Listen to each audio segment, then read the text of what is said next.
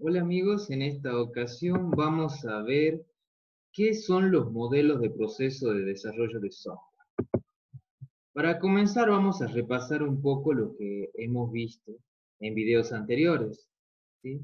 Hayamos definido el proceso de desarrollo de software como un conjunto de actividades que me van a permitir obtener justamente un producto de software, ¿sí? Muy bien. Este conjunto de actividades eran las que nosotros llamamos, le habíamos presentado como etapas genéricas del proceso de desarrollo de software, y era la ingeniería de sistemas, la planificación de proyectos, el análisis, el diseño, la programación, la prueba, la instalación y el mantenimiento. Ahora bien, ¿qué es un modelo? Un modelo viene a representar un aspecto de la realidad, ¿sí? Y se construye de un modo que nos ayude a comprender la misma. Entonces, un modelo de proceso de desarrollo de software, ¿sí?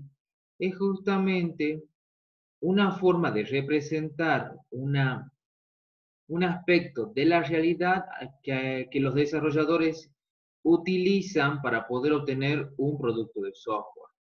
Es también una estrategia que utilizan los desarrolladores para ordenar estas actividades del proceso de desarrollo de software y de modificarlas si fuera necesario. Entonces, el modelo de proceso de desarrollo de software viene a presentar un enfoque, ¿sí? Una forma de encarar la resolución de un determinado problema, la satisfacción de un determinado requerimiento del usuario, ¿sí? Y todo esto lo hace a partir de un producto software. Bien, para tener en cuenta, a veces la bibliografía, aparte de utilizar la palabra modelos de proceso de desarrollo de software, utiliza la palabra ciclo de vida del desarrollo del software, o en algunas partes también como paradigmas del proceso de desarrollo de software, pero siempre hacen referencia a una forma de desarrollar, ¿sí? Esto depende de la bibliografía. Pero cuando hablemos de estos tres conceptos vamos a hacer referencia a lo mismo. Ahora bien, vamos a ver cuatro modelos de proceso de desarrollo de software que son los más interesantes, podríamos decir, o lo que nos interesa en esta materia poder aprender, ¿sí? Vamos a ver el modelo de cascada, el modelo de prototipo, el modelo iterativo incremental y el modelo en espiral. Comenzamos por el modelo de cascada. Como ven, como su nombre lo dice también, ¿sí? Va pasando de una etapa a otra sin necesidad de pasar antes de tiempo, ¿sí? Se pasa, por ejemplo, del análisis de requisitos al diseño, pero para poder comenzar el diseño necesariamente tiene que haber terminado el análisis, ¿sí?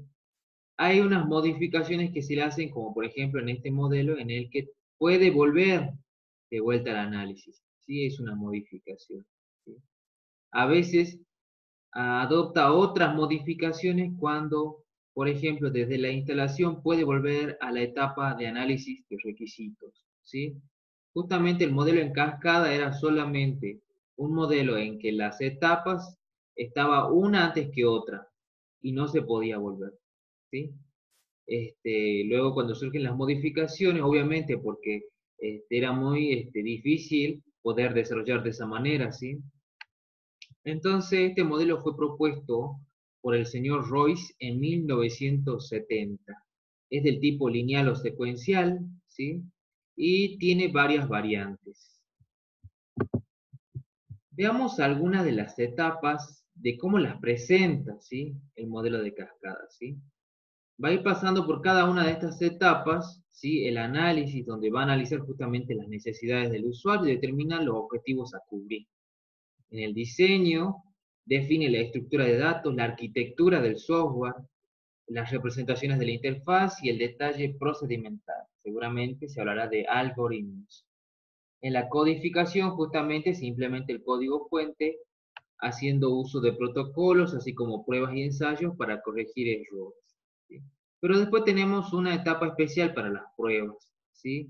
Pero en este caso son los elementos ya programados, se ensamblan para componer el sistema y se comprueba que funcione correctamente. Se corrigen todos los errores antes de ser entregados. En la instalación justamente se insertan a la realidad los niveles de software y hardware que componen el proyecto, ¿sí? Como ven, el modelo de cascada era pasar del análisis al diseño, del diseño a la codificación, de la codificación a la prueba y de la prueba a la instalación. Y no admitía retornos, ¿sí? Con el tiempo se ha adaptado y se ha hecho posible que del diseño pueda volver al análisis o de la codificación pueda volver al diseño. Y también hay otras modificaciones en las que nos permite de pasar desde la instalación al análisis o desde la instalación al diseño, porque justamente se encuentran ahí fallas que deben ser devueltas a las etapas que justamente que están a cargo de ese problema. Veamos algunas ventajas del modelo en cascada. Tiene un costo bajo de desarrollo, ¿sí? No es muy costoso, ¿sí? Se realiza un buen funcionamiento en equipos débiles y productos maduros, por lo que se requiere de menos capital y herramientas para hacerlo funcionar de manera óptima. Es un modelo fácil de entender y de aplicar, ¿sí? Generalmente el modelo en cascada está orientado a la documentación. Hace bastante hincapié en la documentación. Es un modelo utilizado con frecuencia para sistemas organizacionales muy conocidos, es decir, aquellos que están en el nivel transaccional, ¿sí? Es especial, ¿sí?, para proyectos cortos y estáticos, es decir, aquellos que no tengan muchos riesgos, ¿sí?, y que tampoco tengan una larga duración en el tiempo. Ahora bien, ¿cuáles serían las desventajas de aplicar un modelo en cascada? Bueno, en la vida real, un proyecto rara vez sigue una secuencia lineal, ¿sí? Es difícil que uno vaya desarrollando, pasando de una etapa a la siguiente sin tener que volver en algún momento. Es imposible.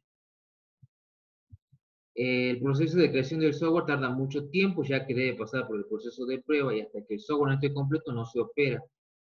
Y habíamos dicho entonces que el cliente o el usuario solamente tienen contacto al comienzo de la etapa, en la etapa de análisis, y al final cuando ya se va a instalar.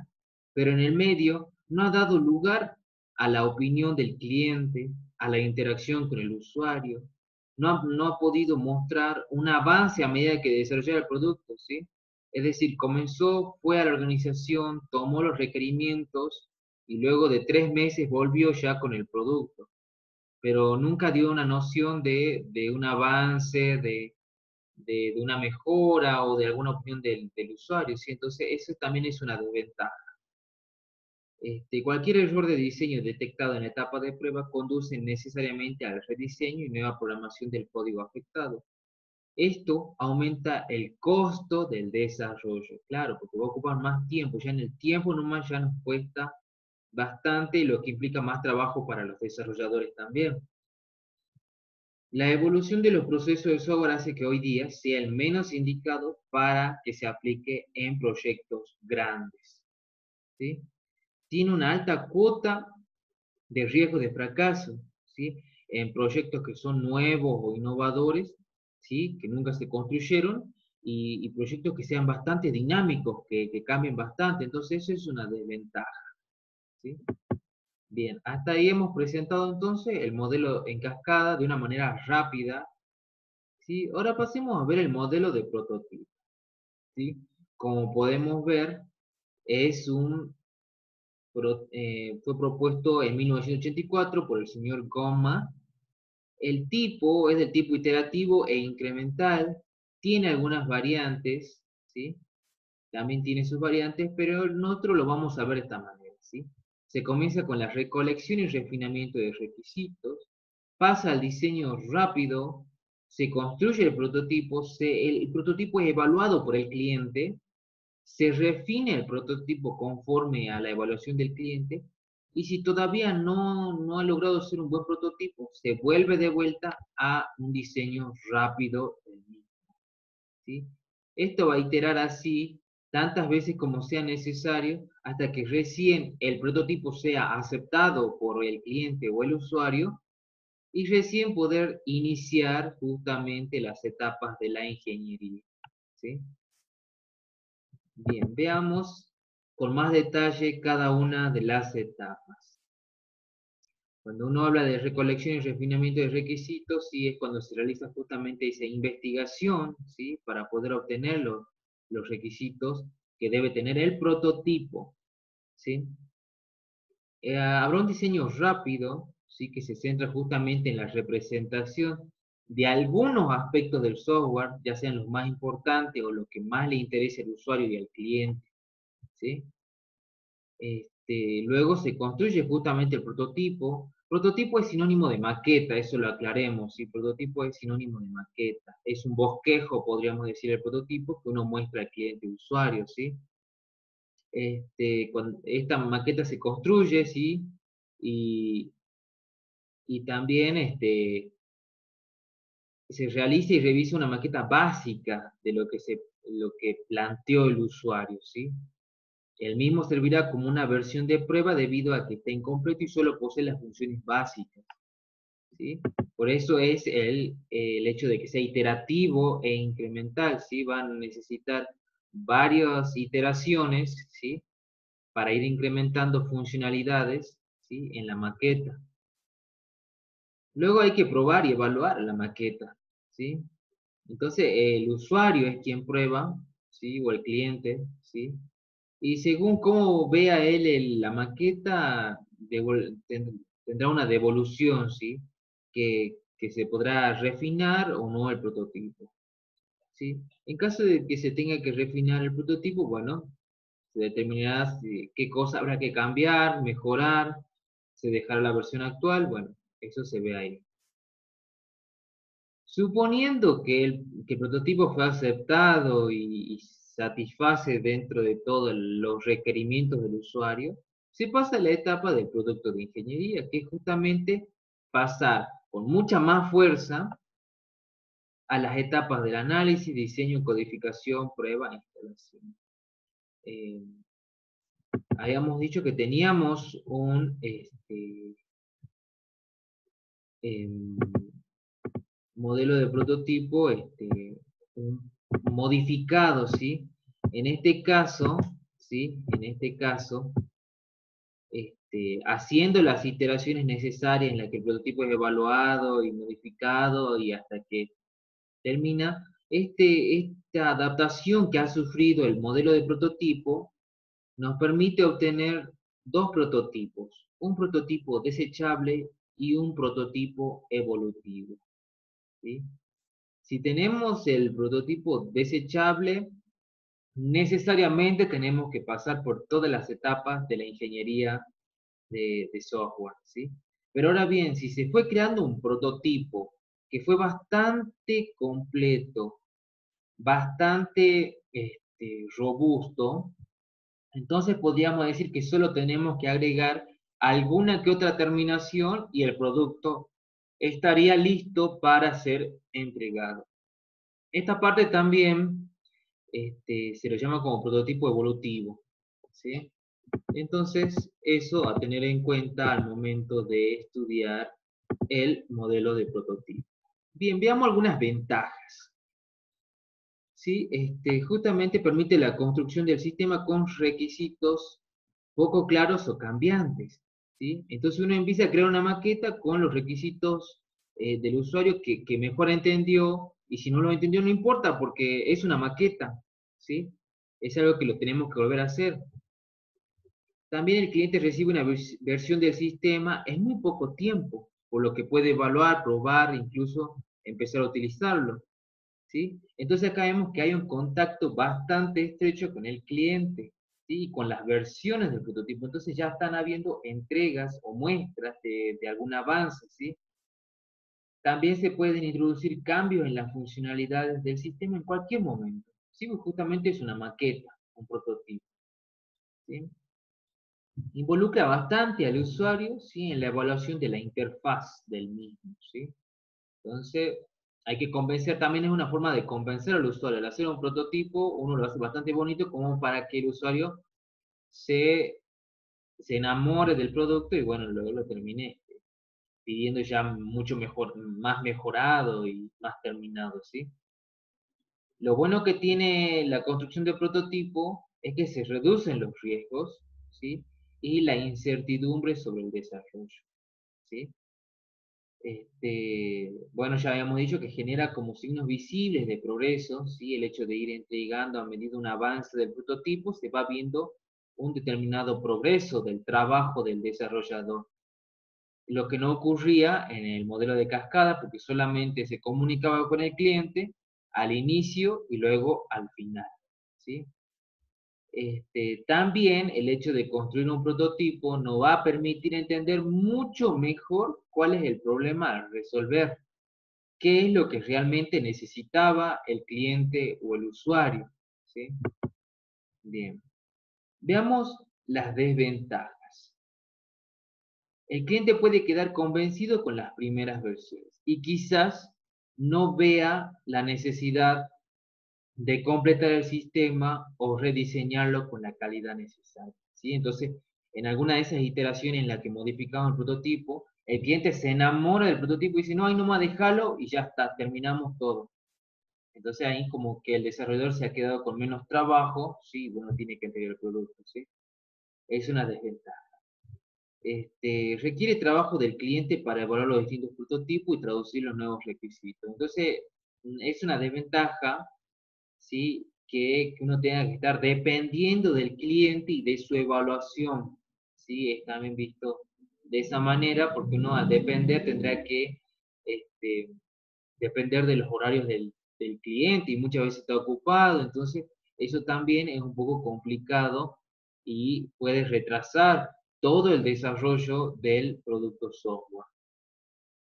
También requiere un tiempo adicional para definir adecuadamente el sistema. Si bien nosotros habíamos dicho que se crea el prototipo, pero no es el producto terminado. El producto tiene que continuar y ya sea se le agregará toda la parte de la ingeniería de sistemas o toda la parte de una terminación para el prototipo, pero el prototipo no es el producto terminado, ¿sí? Requiere entonces de un tiempo adicional hasta terminarlo. No se sabe exactamente cuánto será el tiempo de desarrollo ni cuántos prototipos se tienen que desarrollar. Puede ser una desventaja puesto que nos podemos extender en el tiempo ilimitadamente y jamás poder entregar el producto, lo que puede ser muy peligroso, ¿sí? Bien, espero haber sido claro con el modelo de prototipo, lo quería presentar de manera rápida. Veamos el siguiente modelo, el iterativo incremental. ¿Sí? Fue propuesto por el señor H. Mills en 1980. ¿Sí? Es del tipo iterativo incremental, como su nombre lo dice, ¿sí? Y presenta las siguientes etapas. Definición de los requerimientos del bosquejo, asignación de requerimientos e incrementos, diseño de arquitectura de sistema, desarrollo de incremento de sistema. Acá dentro del desarrollo del incremento de sistema nosotros lo hemos ampliado, le hemos dado más detalle qué es lo que se debe hacer ahí dentro y acá abajo lo hemos puesto, ¿sí? Y luego de haber terminado con todos esos incrementos hay que validar el incremento, hay que integrarlo, validarlo, implementar el incremento, ¿sí? Y luego hay que preguntarse si hemos logrado que el sistema esté completo o si todavía está incompleto, volver al desarrollo de incremento de sistema. Y si el sistema está completo, bueno, el sistema se da por terminado. Veamos algunas etapas de la parte que estudia los incrementos, ¿sí? Justamente el análisis, su objetivo es definir con detalle las necesidades o la información que tendrá que resolver el software, la cual se redactará el documento que lo llamaremos especificación de requisitos. En el diseño, especifica una solución a este problema, como el software tiene que hacer su función, elabora la especificación de la prueba que describe qué datos tienen que probar cada programa o conjunto de programas. En el código consiste en traducir el diseño al código, procesar en un ordenador. ¿Sí? Se elabora el entregable que se genera en esta etapa, el programa propiamente, con todas sus funcionalidades y componentes. La prueba y entrega consiste en probar el software desde ámbitos diferentes o bien sobre cómo tiene que trabajar el software realizado y así visualizar y corregir dentro del software los errores que se detectan. ¿Sí? Recordar que estas fases, si bien son como las que generalmente conocemos del modelo de cascada, pero estas etapas son exclusivamente para un determinado incremento. Es decir, para un pedacito, para una porción o una pieza medianamente pequeña, ¿sí? De mi sistema, de mi gran sistema, ¿sí? Es como que si, esta, si este paradigma tuviera ese enfoque de la filosofía de divide y vencerás, ¿sí? Entonces, al problema grande o al requerimiento grande del usuario, lo hemos fraccionado en varias partes, ¿sí? Y lo que quiere decir que se vaya haciendo de a pedacitos, ¿sí? Bien. Y que esos pedacitos van pasando por cada una de las etapas de la ingeniería del sistema, ¿sí? Análisis, diseño, codificación, prueba, instalación, ¿sí? Y, y se le agregaría una más que sería justamente la integración, ¿sí? Este, bien. Pasemos a ver las ventajas que tiene el aplicar el modelo iterativo incremental. Justamente permite la entrega al cliente en un producto más rápido en comparación del modelo de cascada, ¿sí? Y también va agregando, va entregando porciones de mi producto de software final, ¿sí? Lo que también garantiza que me va dando una idea de progreso, ¿sí? Del desarrollo del software, ¿sí? Acá también aclara que hay menor riesgo de falla del proyecto global, ¿sí? Por ejemplo, en el modelo de cascada, ¿sí? Si hubiera una falla recién se daba cuenta al final cuando estaba ya entregando el producto, ¿sí? Y recién en este momento se daba cuenta de que había un error, entonces tenía que volver a hacer todo el desarrollo de nuevo. Entonces, eso era una desventaja en el modelo de cascada, lo que aquí, eso ya no existe, porque hay menor riesgo de falla del proyecto global, ¿sí? Porque no lo hemos tomado al producto por completo, no lo empezamos a resolver por completo al software. Hemos ido tomando por partes, y las pequeñas partes que se van entregando, se va garantizando de que están bien y que ya van formando parte del producto final, ¿sí? Es también una diferencia con el de prototipo, que si bien él va entregando partes, pequeños prototipos, pequeñas maquetas del producto, pero no es el producto final, ¿sí? En cambio acá sí, acá vamos entregando porciones de funcionalidad, pero ya sabemos que esas ya van a ser las definitivas, ¿sí? Lo bueno que también tiene el modelo iterativo incremental es que se puede financiar por partes, ¿sí? Entonces, determinadas partes o determinadas funcionalidades se irán cobrando de a poco, ¿sí? Bien, los primeros incrementos se pueden implementar con menos personal, ¿sí? Entonces, sabiendo que en un primer momento se va a empezar a hacer pequeñas funcionalidades, no se necesita de todo un equipo grande de desarrolladores, lo que sí ocurría en el modelo de prototipo y en el de modelo de cascada, ¿sí? Acá no. Acá tendríamos un equipo un poco más reducido, ¿sí? Porque al dividirle todo el problema, se va a ir atacando de a poco el producto de software. Entonces, lo que quiere decir que, como hacer por pequeñas porciones, entonces se puede ir resolviendo de manera más pequeña, con equipos más pequeños de desarrolladores, ¿sí? Pero eso no quita que en algún momento haya que contratar más programadores y haya un momento en el que se note un grueso del equipo de desarrollo de software, ¿sí? Bien. Veamos algunas desventajas, ¿sí? Requiere de mucha planeación, tanto administrativa como técnica, ¿sí? Habrá que ver cómo manejar el equipo, ¿sí? Los desarrolladores, cuándo y a qué medida se van a ir incrementando desarrolladores, este, de qué manera se debe fraccionar todo el problema que tenemos que resolver, ¿sí? En qué tiempo se deben realizar cada porcioncita, qué prioridad tiene cada una de las porciones que tengo que resolver del problema. Entonces hay varias cosas que hay que planificar, ¿sí?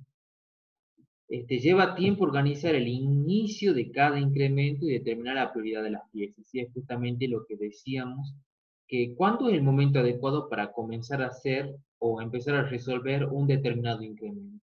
¿Sí? Entonces, por ahí también requiere un poco de experiencia, ¿sí? De saber cómo organizar, ¿sí? Todo esto. También se requieren de metas claras para conocer el estado del proyecto. Decir, mira, estamos ya por terminar porque ya tenemos más del 85% de las piezas del producto de software probadas e instaladas. Entonces, ¿sí? Requiere metas claras ahí, ¿sí? Alta complejidad al momento de integrar las piezas, ¿sí? Esto tiene que ver con las interfaces de cada una de las piezas, ¿sí? Entonces, cuanto más piezas hayan, ¿sí? Más variables o parámetros de interfaz van a existir, lo que lo hace mucho más complejo al momento de ensamblar todas las piezas, ¿sí? Entonces, el hecho de dividir mi programa en pequeñas partes, no hay que abusar con la división de piezas, ¿sí? Tiene que ser una división dentro de todo prudente, ¿sí? Que se pueda manejar. Puede aumentar el costo debido a las pruebas, ¿sí? Porque ahora uno no prueba todo un producto de software, sino que tiene que probar pieza por pieza, ¿sí? Lo que quiere decir que los testers, ¿sí? Los que trabajan en la parte de prueba, van a tener que tener y disponer de más tiempo para ir probando cada una de las piezas o módulos de programa. Es difícil de evaluar el costo total, ¿sí? Puesto que ya hemos mencionado varias cosas que hay que planificar, es bastante difícil poder darle un costo total, ¿sí? Los costos se van acumulando y por ahí es difícil darle un valor. Bien. Pasemos al siguiente modelo, el modelo en espiral, que fue propuesto por el señor Barry Boehm en 1986. Es del tipo iterativo y evolutivo, ¿sí? Existen variantes también, teniendo en cuenta, por ejemplo, acá tenemos cuáles son los pasos, ¿sí? Son 4 los pasos que sigue el modelo en espiral, y acá tenemos otra versión en la que va a tener en cuenta las regiones de tarea, que son 6, ¿sí? Pero ambas persiguen la misma idea, ¿sí?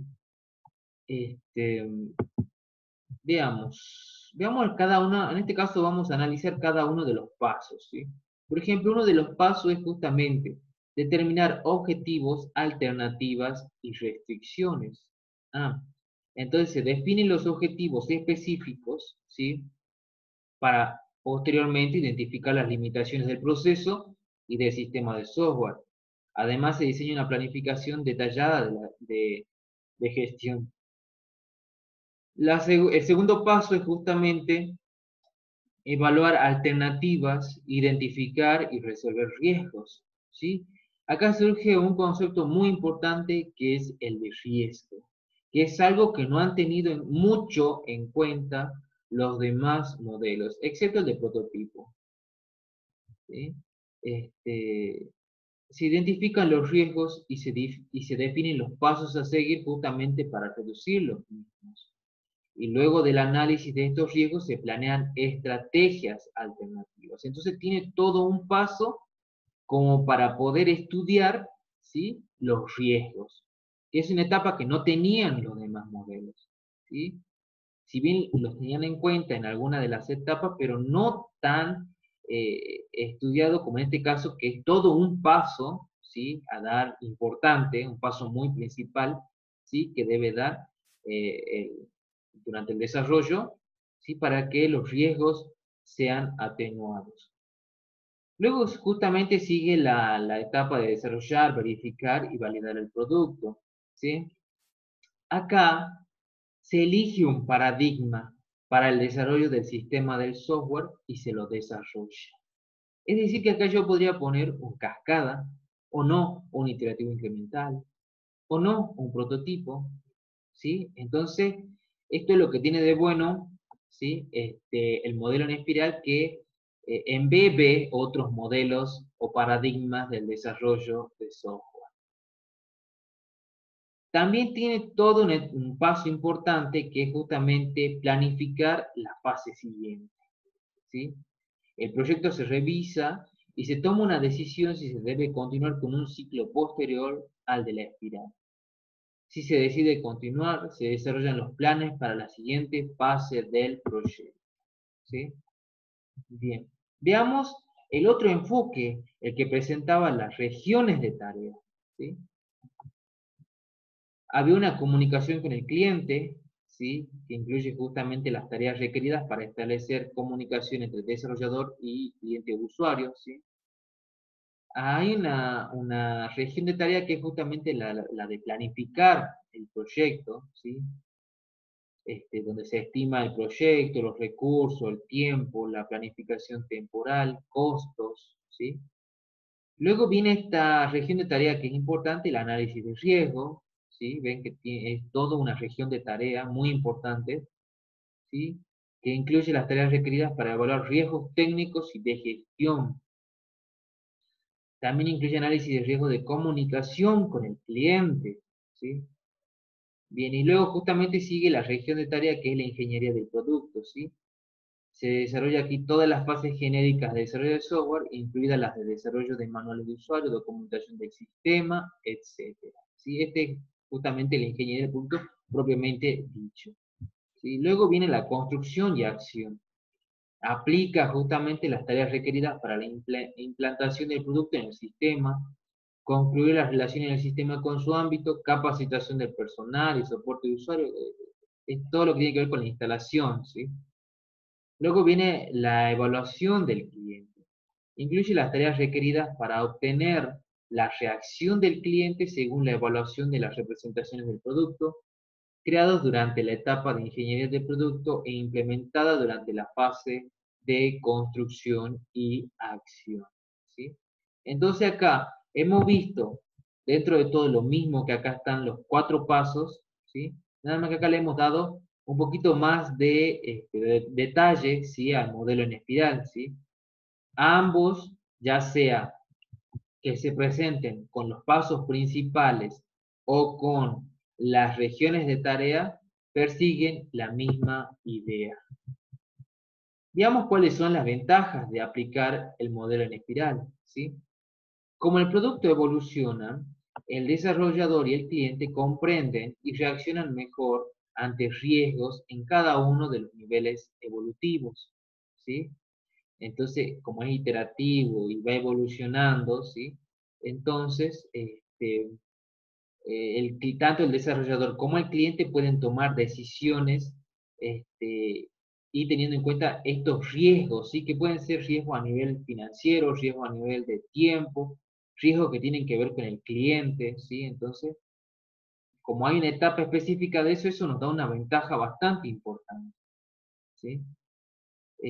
También utiliza la construcción de prototipos en cualquier etapa del desarrollo como mecanismo de reducción de riesgos. Sí, habíamos dicho que el modelo en espiral puede embeber otros paradigmas del desarrollo de software, y uno de ellos puede ser justamente el de prototipo. Mantiene el enfoque sistemático de los pasos sugeridos por el modelo de cascada. ¿Sí? Hemos dicho que dentro de la región de tarea que se llama este, ingeniería del producto, se aplica como un modelo de cascada, podríamos decir, porque persigue las mismas etapas, ¿sí? Las utiliza. Nada más que lo incorpora al marco de trabajo iterativo, ¿sí? Esto de lo iterativo es que refleja de una forma más realista el mundo real, ¿sí? El modelo en espiral se utiliza especialmente en los nuevos entornos técnicos, ya que estos suponen un riesgo, ¿sí? Entonces, como ahora se están creando bastante aplicaciones y muchas de ellas son bastante dinámicas o responden a estímulos, ¿sí? Entonces se necesita de una continua y ardua tarea de ir viendo que las aplicaciones no se desactualicen o que se mantengan funcionando durante más tiempo. Y justamente lo que más afecta al desarrollo de las aplicaciones es que están en constante riesgo, la competencia incluso también puede ser un riesgo que tenga que ir teniendo en cuenta para que las aplicaciones no se vuelvan obsoletas. Es especial para proyectos grandes, complejos, que sean riesgosos, que sean innovadores, es decir, que jamás se hayan construido de algún tipo de estos, y que sean dinámicos, ¿sí? Proyectos dinámicos, que haya que cambiar cosas, bastantes cosas durante el desarrollo del proyecto. ¿Sí? Entonces, este modelo en espiral me permite resolver esos tipos de proyectos. Ahora bien, ¿cuáles son las desventajas? Resulta difícil convencer a grandes clientes de que el enfoque evolutivo es controlable, ¿sí? Habíamos dicho que al embeber otros modelos de desarrollo del software, es justamente que se hace mucho más complejo, ¿sí? Los clientes no miran con mucho entusiasmo que en cada planificación se consideren los costos y los plazos iterativamente. Se requiere una participación continua del cliente, ¿sí? Esta desventaja, ¿sí? También era la del modelo de prototipo, ¿sí? La sigue teniendo el modelo en espiral, sí, como desventaja. No logró resolver ese problema todavía este modelo. Se requiere una considerable habilidad para la identificación y evaluación del riesgo. De esto depende el éxito, ¿sí? Entonces se requiere bastante cancha, bastante experiencia al momento de saber identificar y poder evaluar un riesgo y poderle dar un tratamiento, ¿sí? El control de tales proyectos es, por lo tanto, relativamente complejo y también requiere una buena documentación para que se registren todos los cambios, lo que lleva más tiempo, por supuesto. En los lugares donde se toman decisiones sobre los ciclos siguientes existe el riesgo de que se formen bucles, ¿sí? Y el proyecto tarde más tiempo si se toman decisiones equivocadas. ¿Sí? Esta desventaja también viene heredada del modelo de prototipo, ¿sí?